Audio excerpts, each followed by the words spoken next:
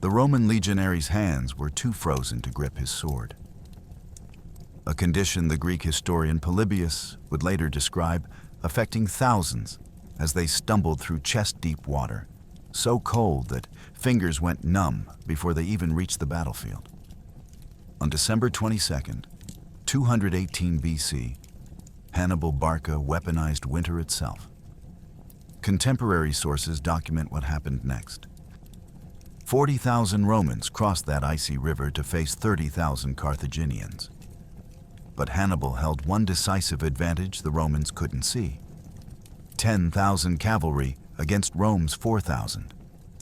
Ancient chroniclers record that by sunset, more than 20,000 Romans lay dead on frozen ground. By the end of this video, you'll understand how Polybius and Livy's detailed accounts reveal the most sophisticated use of environmental warfare in ancient history, and why the 10,000 Romans who survived did something military historians still study today. I'm about to reveal 3 documented facts that will change how you see this battle. First, the hidden ambush force that ancient sources confirm waited in freezing brush overnight before striking. Second, why Hannibal's own preparation, feeding his troops breakfast while Romans starved, appears in multiple independent chronicles as deliberate biological warfare. Third, how 10,000 surrounded Roman legionaries executed what Polybius called one of history's most disciplined military maneuvers. They charged through the entire Carthaginian army and escaped. But historians still debate: how did a commander exploit the Roman consular system's fatal weakness, documented in their own records? What tactical formation, preserved in Polybius's detailed account, made heavy infantry suddenly vulnerable to cavalry? Why did this brilliant tactical victory actually teach Rome the strategy that would eventually destroy Carthage? And how did a 17-year-old military tribune watching this disaster become the only Roman to ever defeat Hannibal? The answers begin 5 months earlier, when Hannibal achieved what every military expert said was impossible. He crossed the Alps, where most defeated empires accepted their fate. Carthage's Barcid family nursed a wound that would reshape the Mediterranean world. The humiliation began in 241 BC, when the Treaty of Lutatius ended the First Punic War. Polybius records that Carthage was forced to surrender Sicily, stripped of its primary maritime province, and assessed a crushing indemnity of 3,200 talents to be paid over 10 years. For the proud Carthaginian Senate, this was devastating enough. But Rome wasn't finished. In 237 BC, exploiting Carthaginian internal weakness during the Mercenary War, Rome seized Sardinia and Corsica. Ancient sources preserve Carthaginian outrage at what the Barcid family viewed as a violation of international law, a second humiliation that transformed defeat into burning resentment. Hamilcar Barca, one of Carthage's greatest generals, refused to accept this new order. In 237 BC, he led Carthaginian expansion into Iberia, building what would become known as the Barcid Empire in Spain. The silver mines of the interior provided the economic base Carthage needed to recover, all safely distant from Roman naval patrols. When Hamilcar drowned in 228 BC, his son-in-law, Hasdrubal the Fair, continued the expansion, negotiating the Ebro Treaty with Rome in 226 BC. This agreement established the Ebro River as the boundary between Punic and Roman spheres of influence. It seemed like peace. It was actually just a pause while Carthage rebuilt its strength. In 221 BC, Hamilcar's son inherited command of the Iberian Empire. Hannibal Barca was 26 years old, and ancient historians preserve a chilling detail. As a child, his father had made him swear at an altar that he would never be a friend to Rome. Whether this oath story is literal truth or later Roman propaganda, one fact is undisputed. Hannibal intended to finish what his father started. The trigger came in 219 BC, when Hannibal besieged Saguntum, a city south of the Ebro that claimed a formal alliance with Rome. The siege lasted 8 months. When Saguntum fell, Rome faced a choice: accept the loss or demand satisfaction. The Senate demanded Hannibal's surrender. Carthage refused. In the spring of 218 BC, Rome declared war. But declaring war was the easy part. What Hannibal planned next, marching an army over the Alps in winter to strike Rome on Italian soil, would be dismissed as suicide by every military advisor in the Mediterranean. Yet that suicidal gamble was about to become one of history's greatest strategic achievements. In spring 218 BC, Hannibal departed New Carthage with a massive army. By the time he reached the Po Valley 5 months later, barely a quarter would remain alive. But those survivors would be enough to bring Rome to its knees. You have to understand what 102,000 men looks like. If they marched in column, Hannibal's army would stretch for over 30 miles. The logistical requirements alone staggered imagination. Food for 100,000 men and 12,000 horses consumed daily what a small city would need for a month. Yet Polybius, likely drawing from Hannibal's own campaign records, documents that this massive force departed New Carthage in the spring of 218 BC. After leaving garrisons to secure Spain, approximately 90,000 infantry, 12,000 cavalry, and 37 war elephants crossed the Pyrenees heading for Italy. The journey from Spain to the Alps was itself a campaign. Fierce resistance from Gallic tribes, particularly the Allobroges in the Alpine foothills, cost Hannibal thousands. River crossings presented enormous engineering challenges. Polybius preserves the detail of elephants being ferried across the Rhone on rafts disguised with earth to fool the animals into thinking they walked on solid ground. Desertion thinned the ranks as Iberian troops, increasingly far from home, slipped away in the night. By the time Hannibal reached the base of the Alps in October, his army had already shrunk significantly. Then came the nightmare. Modern geological studies suggest Hannibal likely used one of the high passes, the Col de la Traversette or Col du Clapier, where October's snowpack created treacherous conditions. Ancient sources preserve the horror. Narrow paths where a single misstep meant falling hundreds of feet. Ice that caused men and pack animals to slide off slopes. Avalanches that buried entire units. Mountain tribes, watching from above, rolled rocks down on the struggling column and attacked stragglers. For 9 days, according to Polybius, Hannibal's army descended the Italian side through deep snow, losing men and animals with every mile. The toll was catastrophic. When Hannibal emerged into the Po Valley in late October 218 BC, Polybius documents the surviving force: 20,000 infantry, 6,000 cavalry, and approximately 30 elephants. Nearly 70% of the army that left Spain was gone. Dead from combat, exposure, falls, or desertion. Yet those 26,000 survivors possessed something no other army in history had. They'd endured what experts said couldn't be done.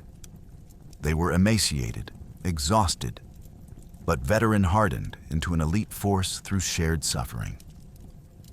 The army that stumbled into Cisalpine Gaul was a shadow of what left Spain. But these survivors had crossed the Alps, and Rome didn't realize what was coming.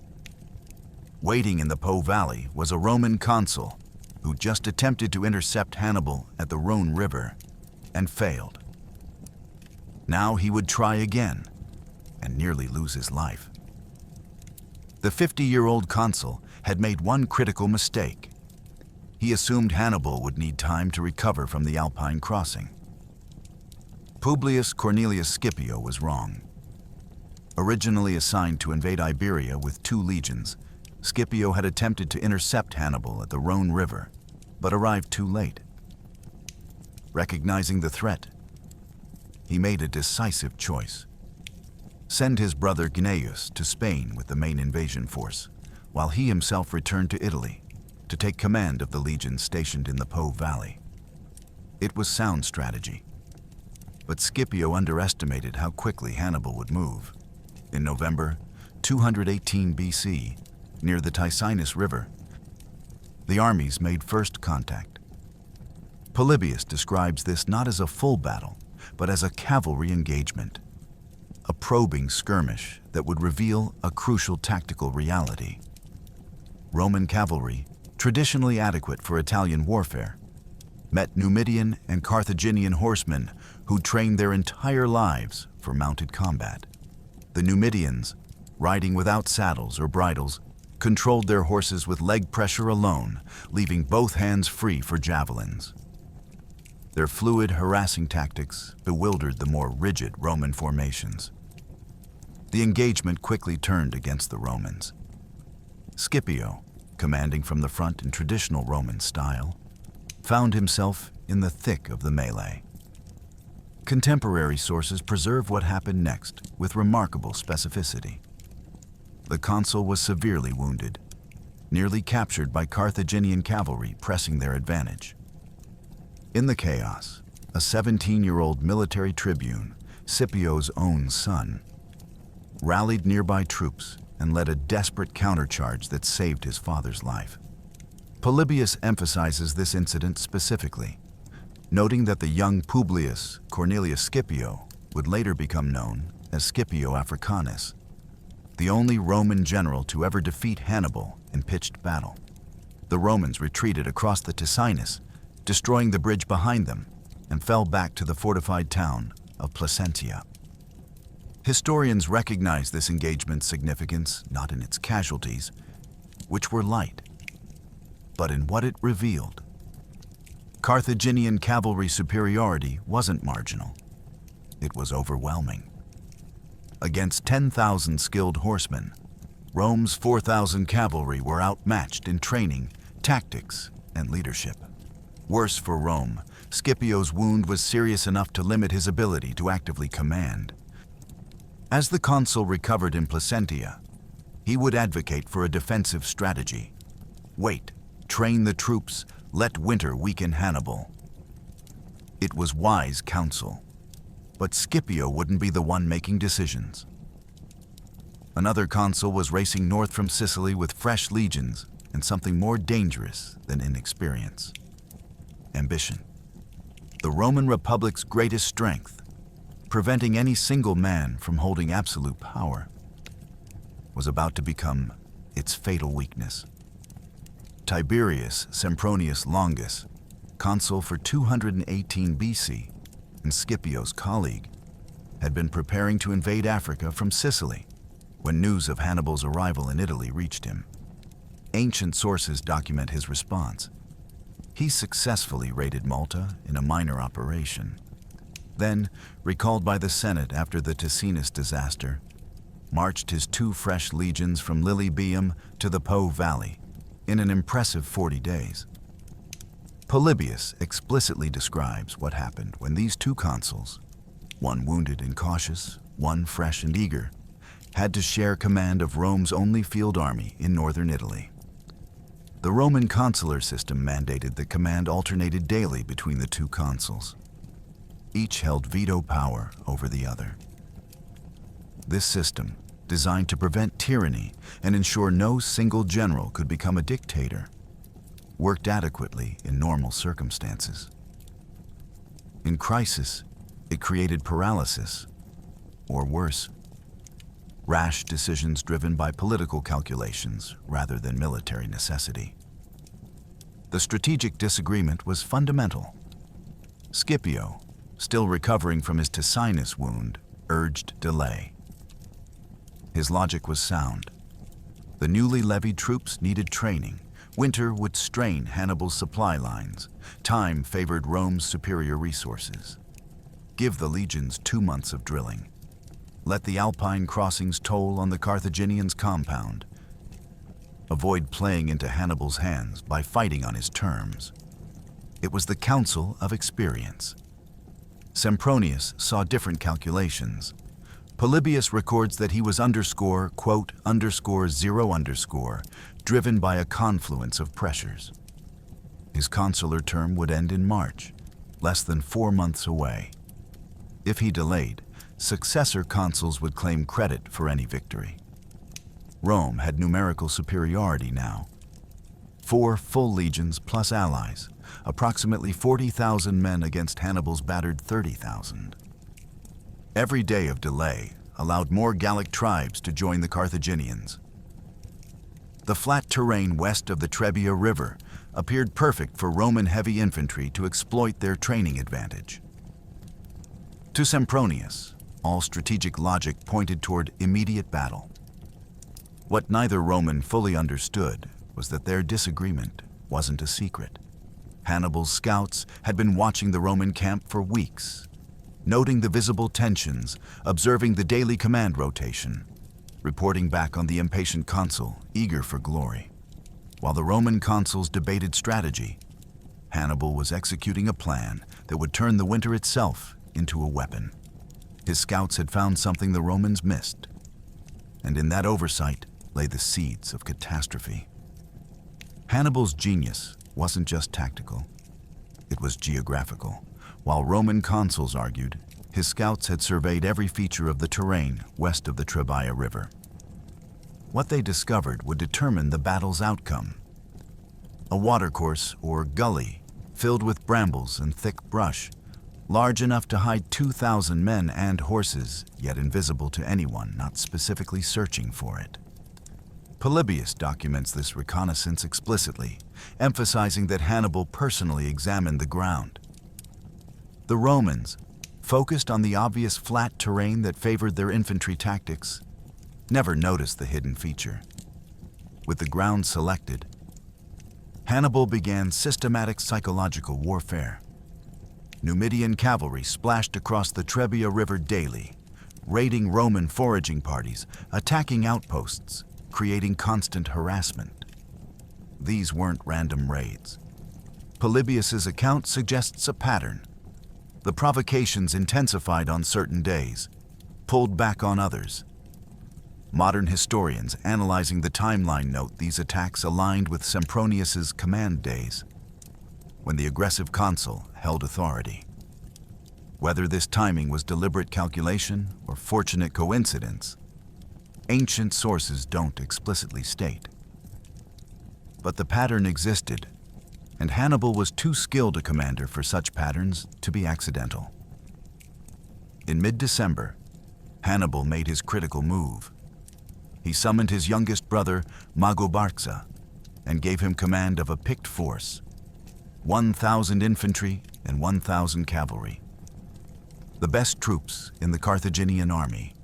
Their mission required extraordinary discipline.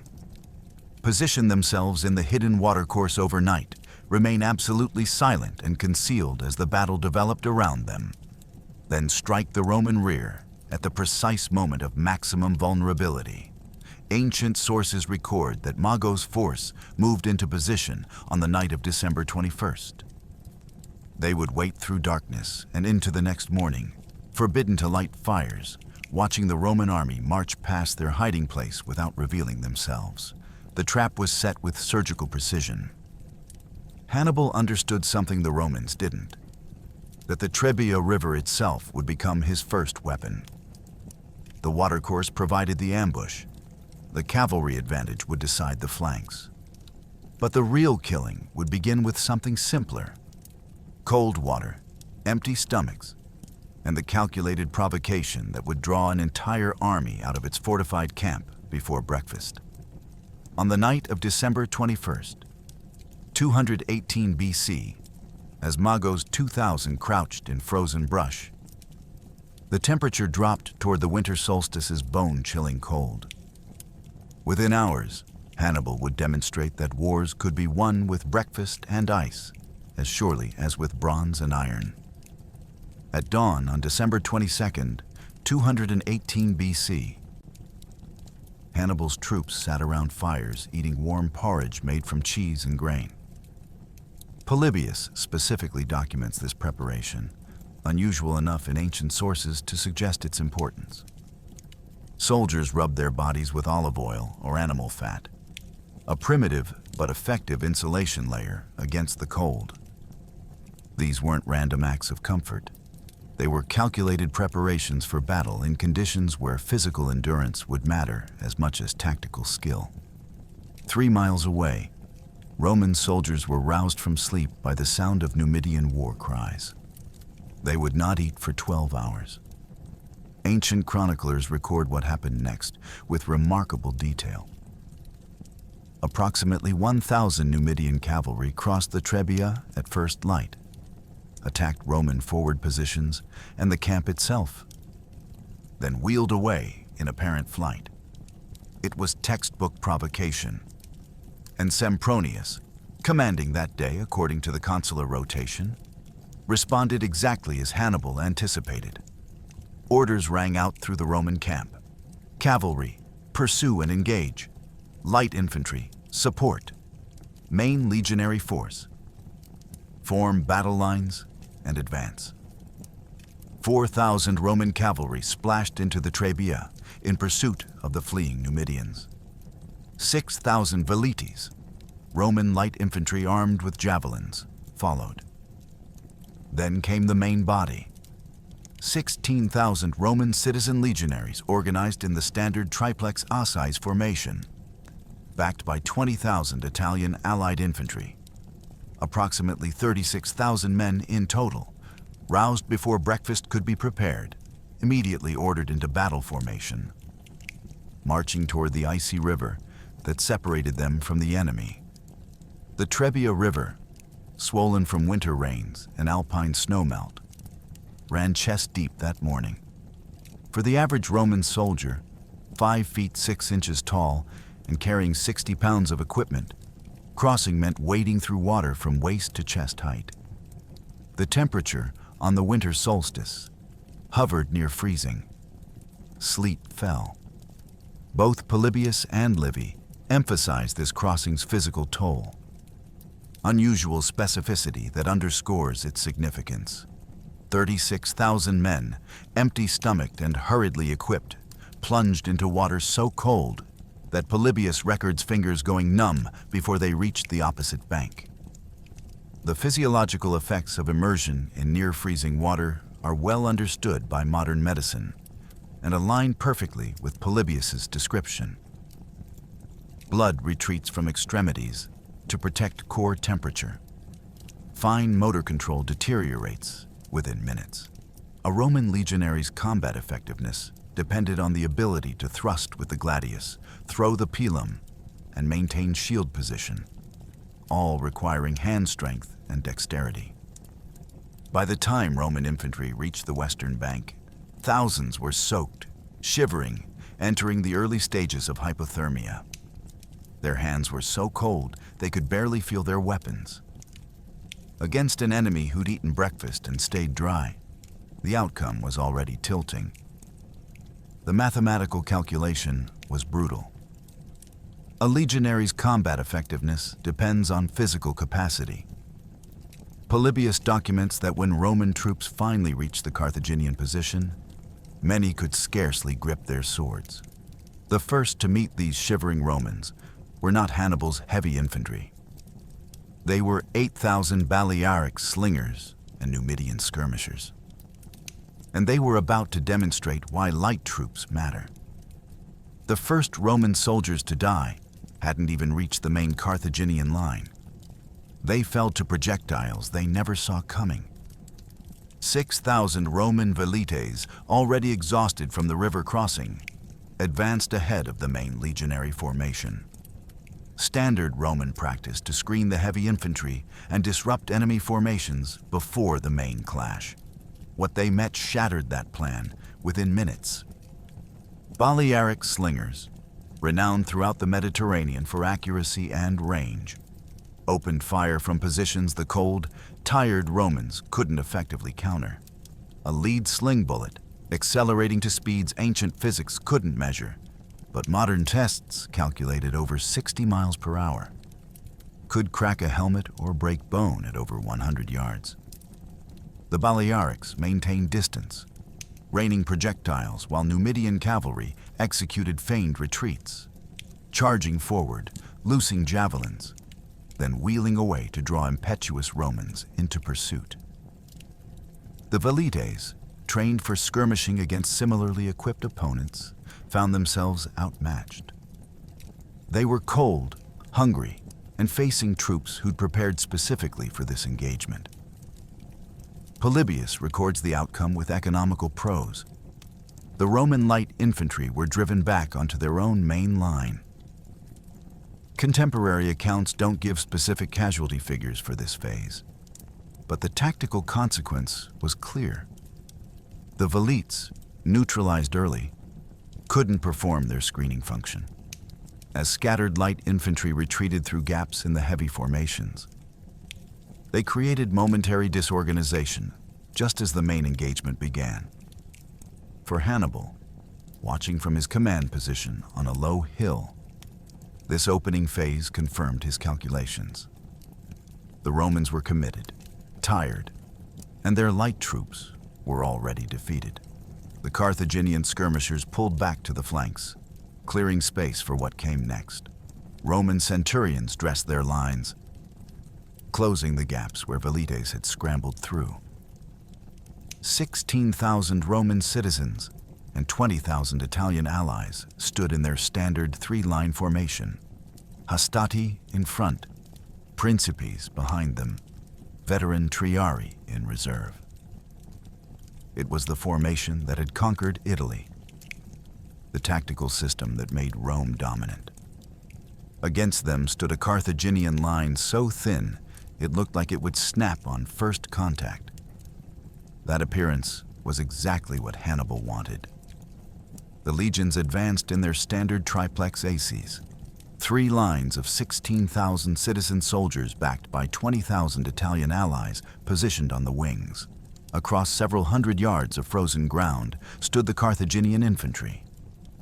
Approximately 20 to 25,000 men formed in a line so thin compared to Roman depth that it seemed absurdly vulnerable. But Polybius describes the formation's deliberate structure. In the center stood newly recruited Gauls, warriors who joined Hannibal after Ticinus, seeking plunder and revenge against Rome. On the flanks, where the real pressure would come, stood Hannibal's veterans, African heavy infantry wearing captured Roman equipment and Iberian swordsmen, whose falcata blades were legendary for their cutting power. The crash when the lines met shook the frozen ground. Roman training emphasized the devastating efficiency of the gladius thrust. Step forward with the shield, create an opening, drive the short sword into the exposed torso, withdraw, and repeat. In close formation, this systematic approach to killing had broken countless enemy armies. Against the Gauls in Hannibal's center, it worked. The Gallic warriors, brave but less disciplined than professional Roman soldiers, began to buckle under the methodical Roman assault. Polybius records that the center started giving ground, Romans pushing forward, confident they were achieving the breakthrough that would split the Carthaginian army. What the Romans didn't realize was that Hannibal's thin center was designed to absorb their attack. The Gauls were, in the cold calculation of Carthaginian strategy, expendable shock absorbers.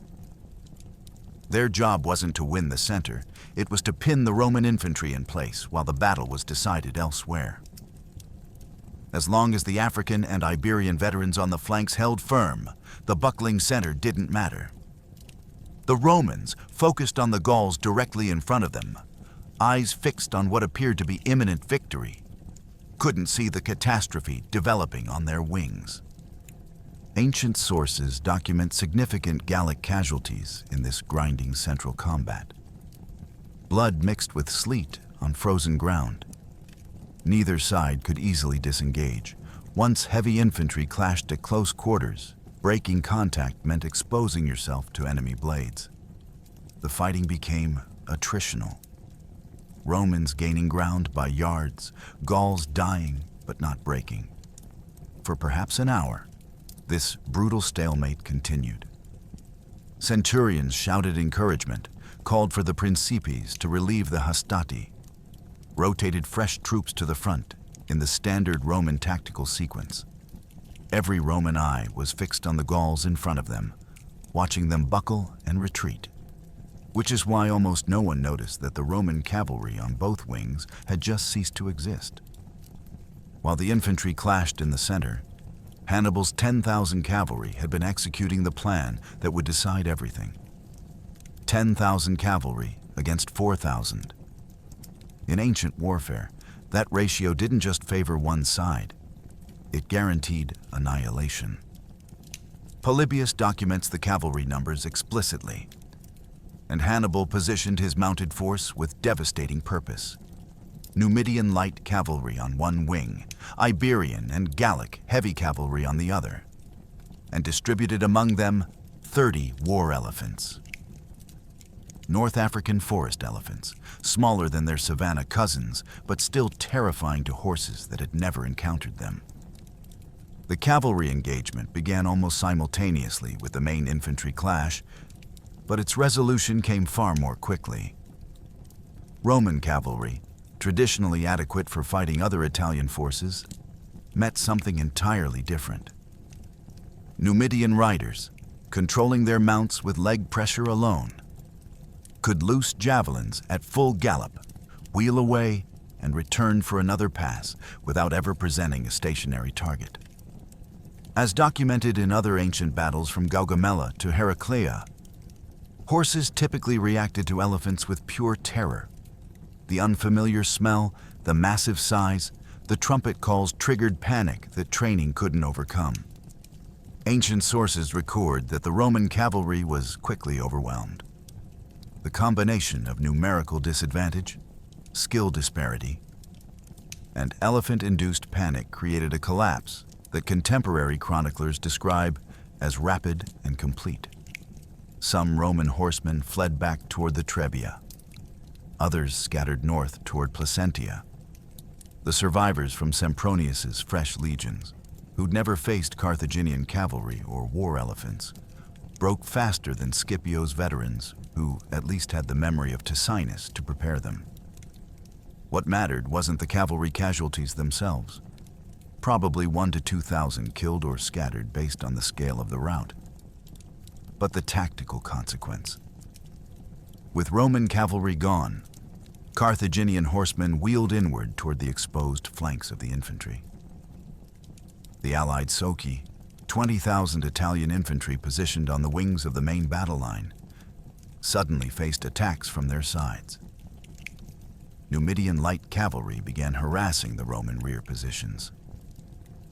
The elephants, their primary purpose achieved in breaking the cavalry, now presented a new threat to infantry formations.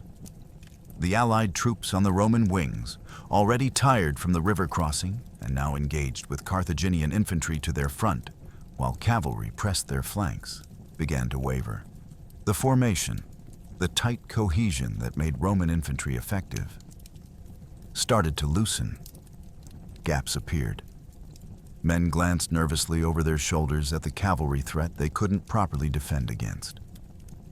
The iron hedgehog that had served other Crusader armies, oh wait, wrong battle. The Roman infantry formation that had conquered Italy faced something it wasn't designed to handle: simultaneous pressure from multiple directions. And Hannibal's cavalry attack, devastating as it was only half the trap. The other half had been waiting in a freezing gully since the night before. Now it was time for Hannibal Barca to move. Through the freezing night and into morning, Hannibal Barca had waited. 2,000 men, 1,000 infantry, and 1,000 cavalry, according to Polybius's explicit account, crouched in the brush-filled watercourse, watching their comrades fight, forbidden to move or reveal their position. Hannibal had given his youngest brother the assignment that would determine whether this was a victory or a massacre. Wait for the perfect moment, then strike. That moment came as the Roman center pushed deep into the Carthaginian Gallic line, confident of breakthrough, while the wings buckled under cavalry pressure. Mago could see the entire Roman army was now fully committed. No reserves held back, no troops positioned to guard the rear. The timing was flawless. As Roman rear ranks turned to face the cavalry pressing their flanks, Mago gave the signal. 2,000 Carthaginian soldiers erupted from concealment and struck the Roman rear. The impact was catastrophic. Polybius and Livy both emphasized the complete surprise. The Romans had no idea a hidden force existed. Ancient accounts described the immediate effect. Panic spreading through rear formations, units that suddenly found themselves attacked from behind while already engaged to the front and sides. The allied Socii, positioned on the wings and toward the rear of the Roman formation, absorbed the worst of Mago's assault. These weren't the hardened Roman citizen legionaries in the center, but Italian allies, many fighting their first major battle. The Romans now faced attacks from every direction. Front, Carthaginian infantry. Both flanks, Carthaginian cavalry. Rear, Mago's ambush force. It was a classic hammer and anvil, but with an extra dimension that ancient tactical theory hadn't fully developed. The multi-directional assault created a state of total tactical chaos. Officers couldn't see what was happening beyond their immediate unit. Centurions shouted contradictory orders. The tight Roman formation, which required cohesion and mutual support to function, began to fragment. Ancient sources record that thousands of Allied troops began breaking and fleeing.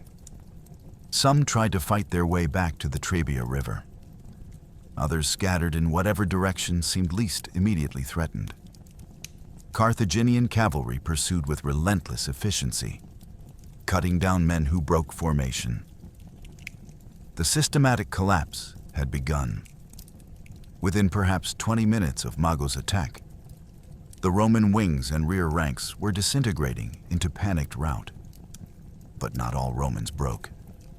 At the center of the collapsing formation, approximately 10,000 legionaries, primarily the most experienced troops, the men who'd been pushing successfully against the Gallic line, made a calculation that would echo through military history.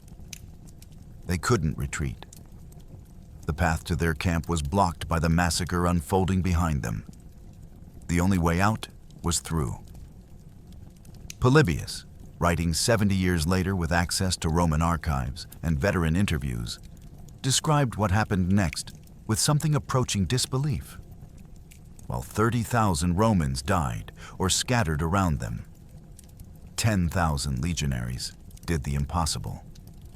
These were primarily the hastati and principes from the center formations, the troops who'd been successfully engaging the Carthaginian Gauls. They were the ones deep enough into the enemy line to realize a terrible truth. Retreat meant death. Behind them lay Mago's ambush, Carthaginian cavalry, and the icy Trebia. The only escape route pointed forward through the enemy. Senior centurions made the tactical assessment. Ancient sources record that these 10,000 formed what Polybius describes as marching underscore, quote, underscore one, underscore dash. Military historians debate whether this means a hollow square formation presenting defense on all sides, or a deep column designed as a battering ram. Either way, the formation demonstrated something fundamental. Even in catastrophic defeat, Roman training and discipline remained unbroken. These weren't troops fleeing in panic. They were executing a coordinated tactical maneuver while surrounded by an army 4 times their size. The breakout charge struck directly at the point they'd already weakened, the Gallic center. Polybius emphasizes that these Romans cut their way through the Carthaginian line in a sustained, deliberate assault. The Gauls, already battered from an hour of combat against Roman heavy infantry, couldn't withstand the concentrated force of 10,000 legionaries fighting with the desperation of men who knew surrender meant death. The Carthaginian line broke. Not flanked, not outmaneuvered, broken by direct frontal assault from troops who should have been surrounded and dying. Once through, they maintained formation and marched directly toward Placentia, approximately 10 miles distant. Hannibal, occupied with destroying the rest of the Roman army, and perhaps recognizing that pursuing this disciplined force would cost more casualties than it was worth, did not chase them. Both Polybius and Livy emphasize this accomplishment specifically. In an era when most defeated armies disintegrated into fleeing individuals, 10,000 Romans executed a fighting withdrawal through the entire enemy force and reached safety intact. The historical significance resonated beyond mere survival. Polybius uses this breakout as evidence that even in Rome's worst defeats, the fundamental quality of the legionary remained superior. The training, discipline, and tactical flexibility that made Roman infantry formidable couldn't be broken by circumstances or odds. These 10,000 had proven that when properly led and motivated, Roman heavy infantry could penetrate a Carthaginian battle line. It was a lesson that a 17-year-old named Scipio, likely present with his father's legions, would remember 16 years later at Zama. But the 10,000 who broke through were the lucky ones. For the rest, the allied Soci, the scattered cavalry, the rear ranks caught by Mago's ambush. The final act was about to begin in the icy water of the Trebia River. The river that had weakened the Romans at dawn became their graveyard by afternoon. Allied Soci and remaining legionaries who'd managed to break from the encirclement fled back toward the Trebia and the Roman camp on the eastern bank. Livy specifically mentions what happened next, unusual enough to warrant detailed description. The drowning deaths that claimed as many or more Romans than Carthaginian weapons. The Trebia still ran chest deep and freezing. But now the men attempting to cross were exhausted from hours of combat. Many wounded, all terrified. With Carthaginian cavalry in pursuit, they plunged into the current while being chased, carrying equipment that became deadly weight in deep water. Ancient sources record that many drowned in the attempt. Exhaustion, wounds, and heavy mail dragging men under the surface. Bodies swept downstream. Those who reached the shallows on the eastern bank found Carthaginian horsemen waiting, cutting down survivors as they emerged from the water. Some Romans, recognizing the river as a death trap, fled north instead, following the general direction toward Placentia, but scattered and unorganized. These survivors straggled into the Roman fortress over the following days. Ones and twos, small groups, telling tales of a catastrophe whose full scope wouldn't be known until casualty lists could be compiled. Others were run down by cavalry in open country or captured too exhausted to resist further. The pursuit continued until failing light made it impossible to distinguish friend from enemy in the gathering winter dusk. By late afternoon on December 22nd, 218 BC, the battle was over. The Carthaginians controlled the battlefield. Approximately 20,000 Romans lay dead on frozen ground, drowned in icy water, or would soon die from wounds and exposure. In Placentia, 10 miles north, the 10,000 who'd escaped listened to screams carrying on the winter wind, knowing that half their comrades would never come home. Night fell on the battlefield, but the dying wasn't over. The cold that had been Hannibal's weapon would now turn against him. Hannibal had weaponized winter to destroy a Roman army. Now winter would exact its price. The battle ended at dusk, both armies withdrawing to their camps as darkness and exhaustion made further combat impossible. The Carthaginians held the field, the traditional measure of victory in ancient warfare. The Romans controlled Placentia and Cremona. maintaining a foothold in the Po Valley despite the disaster. Neither side pursued immediate further operations. The winter solstice night, December 22nd to 23rd, was the coldest and darkest of the year. Ancient sources document extreme cold during this period. Sleet and freezing rain continued. Both armies suffered from exposure, but the Carthaginians, despite their preparations, weren't immune to Italian winter. Many troops, particularly the newly recruited Gauls, less equipped for sustained cold, died from exposure in the nights following the battle. Modern historians estimate total Carthaginian casualties, killed in battle plus dead from exposure, at approximately 4,000 to 5,000, though ancient sources characteristically focus more on Roman losses than enemy casualties. The greatest strategic loss came from an unexpected source. 30 war elephants had fought in the battle, positioned with the cavalry on the flanks, where their psychological impact broke Roman horsemen. Many had suffered wounds from Roman pila and swords. All were exposed to the brutal cold of the winter solstice period. North African forest elephants, the species Hannibal had brought across the Alps, weren't adapted to alpine or northern Italian winters. Over the following days and weeks, the elephants began dying. Polybius and Livy both document this toll explicitly. The combination of battle wounds and extreme cold proved fatal to these massive animals. One by one, they succumbed. Later tradition names the single survivor Surus, meaning quote, _2, though. This name appears in sources written long after the events and may be legendary. Whether or not that specific name is accurate, both Polybius and Livy confirm the essential fact. Only one elephant survived to participate in Hannibal's next campaign. The loss was irreplaceable. Hannibal couldn't import more elephants to Italy. Roman naval control of the Mediterranean made resupply from Africa impossible. The creatures that had survived the impossible Alpine crossing, that had terrified Roman cavalry into rout, died not from enemy action, but from the same winter Hannibal had weaponized against his enemies. The irony wasn't lost on ancient chroniclers. Winter discriminated for no one. As the elephants died in those freezing January nights, Hannibal watched something else come to life. Gallic tribes of northern Italy, seeing Rome humbled, began flocking to his standard by the thousands. Polybius, drawing from Roman records, documented the toll. Livy, writing with access to multiple earlier historians, confirmed the magnitude.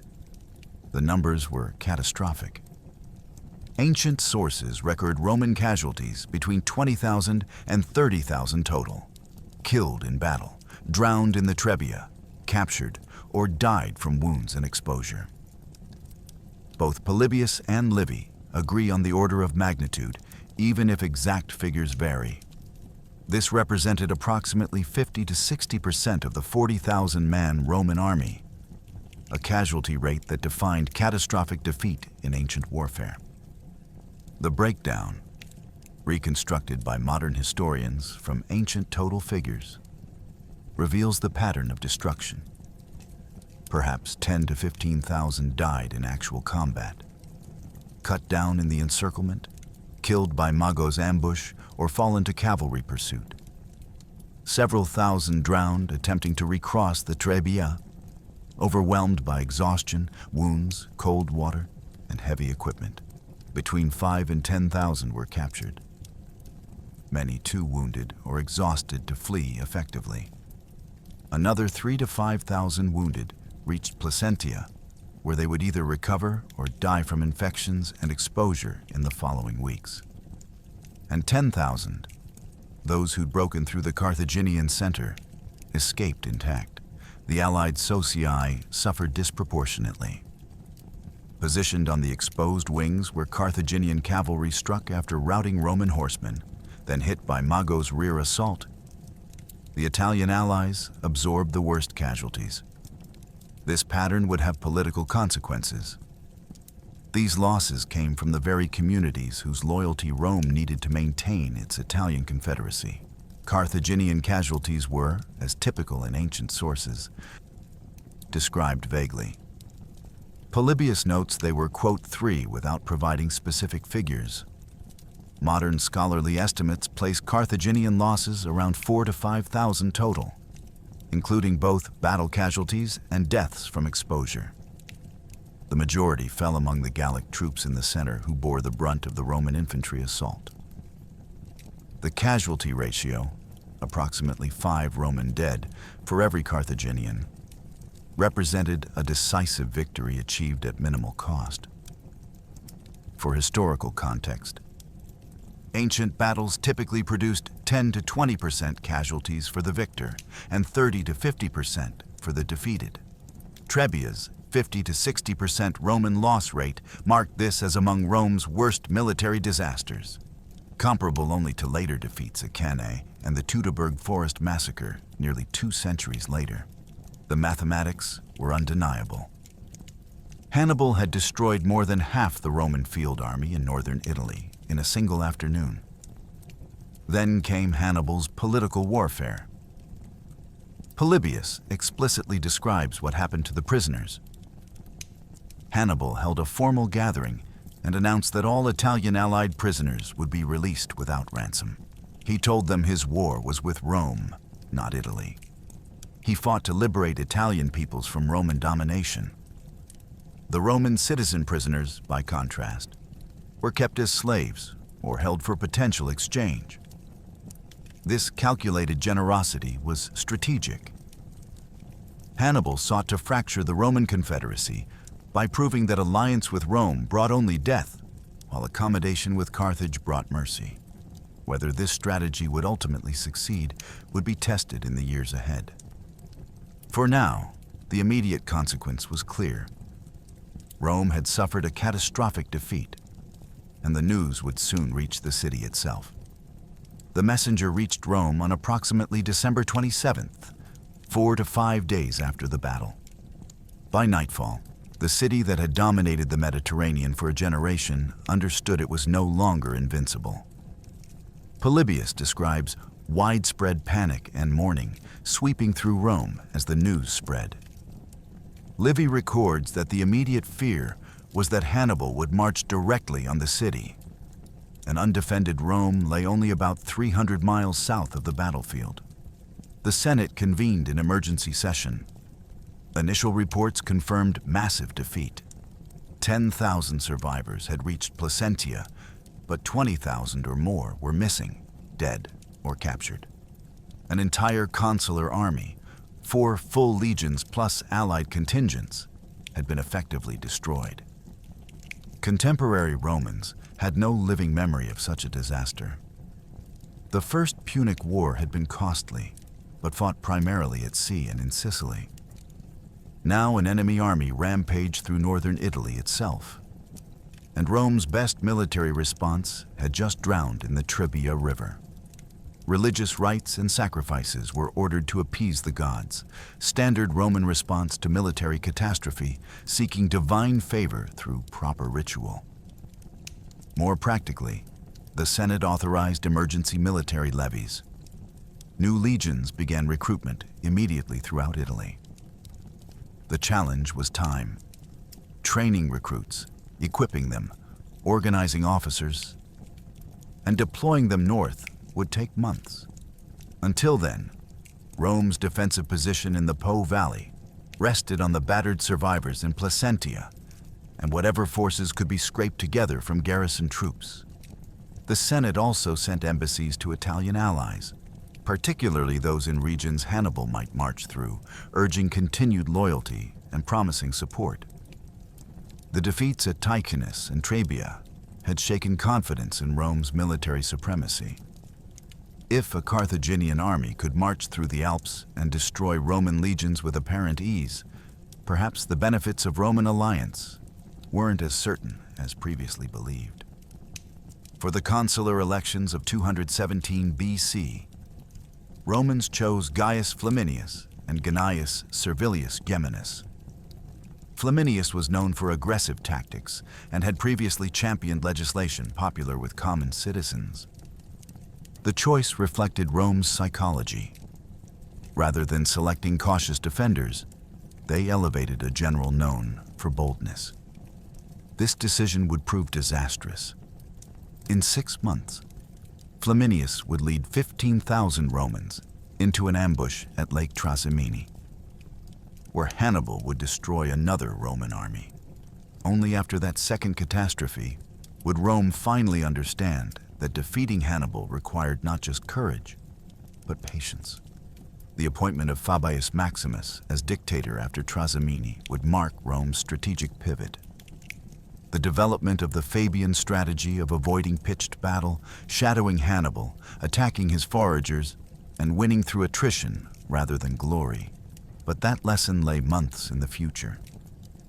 In late December 218 BC, Rome panicked, prayed, and recruited frantically, while senators debated whether the Republic would survive. Hannibal had crossed the Alps with 26,000 emaciated survivors. By spring 217 BC, ancient sources record his forces had grown to between 50 and 60,000, with Livy citing the higher figure. Trebia wasn't just a victory, it was a recruiting poster written in Roman blood. The major Gallic tribes of Cisalpine Gaul, the Boii and Insubres, who'd been cautiously watching the conflict, suddenly flocked to Hannibal's standard. Victory proved what promises couldn't. Rome could be beaten. Thousands of Gallic warriors joined the Carthaginian cause through that winter. They brought local knowledge, supplies, and fresh manpower. For the Gauls, who'd been conquered by Rome only decades earlier and resented Latin colonies like Placentia and Cremona planted in their territories, Hannibal represented a chance for revenge and liberation. For Hannibal, they represented the strategic resource he'd gambled everything to acquire: Italian allies willing to fight Rome. The Carthaginian army spent winter in the Po Valley, recovering from the battle and the earlier Alpine crossing. Training integrated new Gallic recruits with veteran Carthaginian units. Hannibal personally oversaw this consolidation, building the force that would march south in spring. The cold took its toll. Many Carthaginian troops, including the war elephants, died from exposure. But the army that emerged in spring was numerically far stronger than what had descended from the Alps 5 months earlier. Economic warfare continued through winter. Systematic raids on Roman allied territory, destruction of villages, pressure on the isolated fortresses of Placentia and Cremona. The Romans maintained their foothold, but controlled little beyond their fortress walls. Hannibal demonstrated a crucial strategic principle. You don't have to capture every strong point if you can make the territory between them ungovernable. The prisoner release policy had its intended effect on some communities. The political message was clear: defy Rome, join Carthage, and prosper. Remain loyal to Rome, and watch your lands burn and your sons die in futile battles. Most Italian allies, bound by oaths, shared culture, and decades of intermarriage with Roman families, remained loyal for now. But seeds of doubt had been planted. After Cannae 4 years later, those seeds would sprout into widespread defection, with major cities like Capua abandoning Rome for Hannibal. Strategically, Trebia validated everything Hannibal had gambled on. The unprecedented Alpine crossing had worked. He could recruit significant forces in Italy. He could defeat Roman armies on their own soil. The strategy of striking the Roman heartland rather than defending Spain or Africa appeared justified. The Carthaginian Senate, receiving news of the victory, sent limited reinforcements. Never as much as Hannibal requested, but enough to show support for his campaign. As spring approached, Hannibal prepared to march south. He would cross the Apennines navigate the treacherous Arno marshes where he'd lose sight in one eye to infection, and in June 217 BC, destroy another Roman army at Lake Trasimene. 15 to 30,000 more Romans killed in another devastating ambush. Then in August 216 BC would come Cannae, his greatest tactical masterpiece. 50 to 70,000 Romans dead in a single afternoon of slaughter. Trebia was the first proof that Hannibal could shatter Rome, but it also revealed what he couldn't do. He couldn't capture Rome itself. And for all his tactical genius, he couldn't permanently break the Roman Confederacy. The tactical brilliance that destroyed armies at Trebia would ultimately teach Rome the strategic patience that would destroy Carthage. For 2,000 years, military academies from West Point to Sandhurst have taught the Battle of Trebia, not just as a lesson in how to win, but as a lesson in why winning every battle can still mean losing the war. Historians recognize Trebia as demonstrating several tactical innovations that would influence warfare for centuries.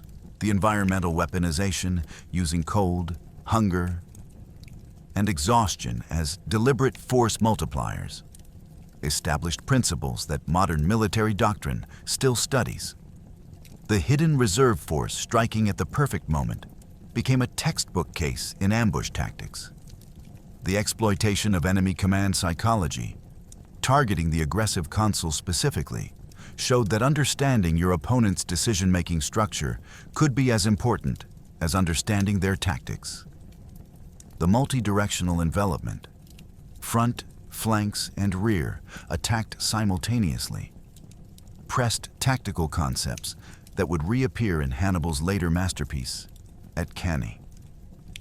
Integration of detailed terrain reconnaissance into the battle plan validated what's now a fundamental military principle: know your ground better than your enemy. Modern historians analyzing Trebia note how Hannibal's biological warfare presaged contemporary understanding that logistics, preparation, and physical conditioning often determine outcomes before combat begins. The battle's influence extended beyond ancient warfare. Napoleon studied Hannibal's Italian campaigns extensively. The Fabian strategy, developed by Rome specifically in response to defeats at Trebia and Trasimene, gave its name to a strategic approach still used today.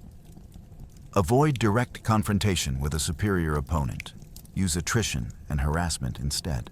The importance of unified command, demonstrated by the fatal consular rivalry at Trebia, became a principle that influenced military organization for 2 millennia. Yet Trebia also illustrated the difference between tactical brilliance and strategic victory. Hannibal won at Trebia, destroyed another army at Trasimene, achieved his greatest tactical masterpiece at Cannae, where 50 to 70,000 Romans died. He won every major pitched battle for 16 years. He never lost a significant engagement in Italy. But he couldn't capture Rome. He couldn't break the Roman Confederacy. Most Italian allies remained loyal even after Cannae. And he couldn't replace his losses. Every casualty, even in victory, was irreplaceable. Rome, by contrast, possessed something Hannibal lacked: virtually unlimited Italian manpower and the economic base to keep raising armies despite catastrophic losses. The Roman response to Trebia demonstrated their strategic resilience. After the immediate panic subsided, they adapted. Fabius Maximus, appointed dictator after Trasimene, developed the strategy of shadowing Hannibal, avoiding pitched battle, attacking foragers and supply lines. It frustrated Hannibal's attempt to force decisive confrontation. When Rome eventually did fight at Cannae, it was because political pressure forced abandonment of Fabian caution, and Cannae's horrific casualties vindicated Fabius's approach. For the rest of the war, Rome returned to attrition strategy. More fundamentally, Trebia revealed that Roman strength wasn't just legionary quality, though the 10,000 who broke through proved that quality remained formidable. Rome's true power was systemic. The ability to absorb losses, maintain allied loyalty, raise new armies, and continue fighting. Hannibal killed over 100,000 Romans in 3 battles. Rome kept fighting for 16 years until Hannibal was recalled to defend Carthage itself. The ultimate irony belongs to the 17-year-old watching from his father's wounded legions. Scipio Africanus learned from Hannibal, adapted his tactics, and in 202 BC at Zama, defeated Hannibal using the master's own envelopment tactics. The student became the only Roman to beat Hannibal in pitched battle. That victory ended the Second Punic War. The peace treaty stripped Carthage of its fleet, assessed crushing indemnities, and reduced it to a client state. In 146 BC, during the Third Punic War, Rome would utterly destroy Carthage, the city razed, the population enslaved, the very ground supposedly sown with salt. Tactical genius, even at the level Hannibal demonstrated at Trebia, couldn't overcome strategic disadvantages in resources, manpower, and systemic resilience. Which brings us to the final lesson of the Trebia River. On a cold December morning in 218 BC, Hannibal Barca discovered something that military strategists still grapple with today. You can weaponize anything, even winter. The battle that followed would be studied for over 2 millennia, not just for its tactical brilliance, but for what it revealed about the relationship between genius and resources, between winning battles and winning wars. The human cost demands acknowledgement. More than 20,000 Romans died on one winter day. Most were Italian allies, not Roman citizens. Men from communities across the peninsula whose families mourned losses that Rome's strategic decisions had imposed. The battlefield casualties tell only part of the story. Thousands more died in the following weeks from wounds, exposure, and the cascading effects of military disaster. For every name preserved in ancient sources, the consuls, the commanders, the young Scipio, thousands of anonymous soldiers disappeared into mass graves or the icy Trebia.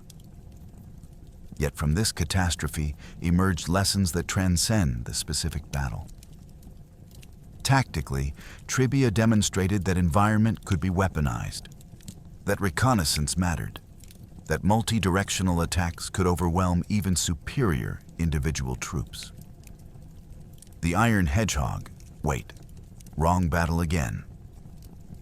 The Roman triplex Aces, which had conquered Italy, proved vulnerable when attacked from multiple directions simultaneously. These tactical lessons would be refined at Cannae and studied by military leaders for centuries. Strategically, the battle revealed something more profound. Genius without resources has limits. Hannibal's tactical brilliance at Trebia, Trasimene, and Cannae killed over 100,000 Romans. But Rome possessed something Hannibal couldn't match: the systemic capacity to absorb catastrophic losses and continue fighting. The confederacy Hannibal tried to break mostly held. The economic base that sustained Roman military power proved more resilient than individual armies. The 17-year-old tribune who watched this disaster would validate another truth.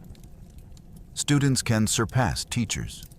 Scipio Africanus learned from Hannibal's brilliance, and at Zama used those lessons to achieve Rome's only pitched battle victory over the master. That pattern of adaptation, learning, and eventual triumph characterized Rome's entire strategic approach. They lost battles but learned from defeats, adapted tactics, and ultimately prevailed through persistence. Modern military academies teach Trebia not just for its tactical innovations, but for its strategic paradox. How does a force win decisively, yet fail ultimately? The answer reveals fundamentals about warfare that remain true today. Tactics win battles, but strategy wins wars. Genius matters, but resources, persistence, and the capacity to learn from defeat often matter more. Individual brilliance can achieve the seemingly impossible, but systemic advantages, economic, demographic, political, determine long-term outcomes. The Trebia River still flows through northern Italy, past fields where 20,000 men died in icy water and on frozen ground. The exact battlefield location remains debated, as the river has changed course over 2 millennia. No major monuments mark where Hannibal achieved one of history's most sophisticated tactical victories. But the battle's lessons endure. Environmental warfare remains studied. The importance of reconnaissance is fundamental doctrine. Multi-directional envelopment is a tactical principle taught worldwide. And the strategic truth that tactical genius without broader advantages has limits shapes military thinking to this day. Hannibal weaponized the Trebia, turned winter into a killing tool, and achieved one of history's most brilliant tactical victories. But military academies don't just teach Trebia as a masterpiece. They teach it as a warning. Genius, preparation, and tactical brilliance can win battles.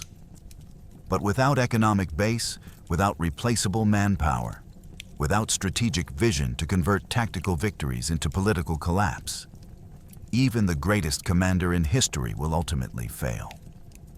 Hannibal crossed the Alps, destroyed 3 Roman armies, and killed 100,000 of Rome's soldiers. Yet 16 years later, he stood defeated at Zama, and the man who defeated him was that 17-year-old tribune who'd watched his comrades drown in the Trebia. The river that ran red with Roman blood in 218 BC had taught Rome how to survive. And that lesson, that resilience matters more than brilliance, that systems outlast genius, that the student who learns becomes the master. That lesson echoes across 22 centuries. On December 22nd, 218 BC, Hannibal Barca won the most sophisticated tactical victory in ancient warfare. But the Trebia River, it belongs to Rome.